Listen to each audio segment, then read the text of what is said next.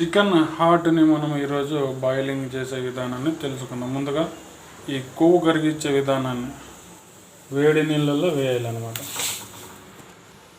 ఈ విధంగా వేడి నీళ్ళల్లో వేస్తే కొవ్వు కరిగిపోతుంది. కొంత సమయం మనం ఈ విధంగా ఉడికిస్తగిన నీళ్ళల్లో చూడండి డస్ట్ అంతా ఇట్లా చేరుతుంది. దీనివల్ల ఏమవుతుందంటే మన ఆరోగ్యం బాగుంటుంది. ఇట్లా ఈ కొవ్వుని తీసేసి తినాలన్నమాట. చూడండి కొవ్వు డస్ట్ కాబట్టి ఇట్లా ఏం లేదు, జనరల్ వాటరు వేడి చేసేది అంతే, ఏం లేదు. ఇది ఈ నీళ్ళు పారేసి దీంట్లో ఉన్న మనము లివర్ హార్ట్ ఎత్తుకుంటే బాగుంటుంది. చూడండి ఎంత డస్ట్ ఉందో. ఈ విధంగా చేయాలన్నమాట.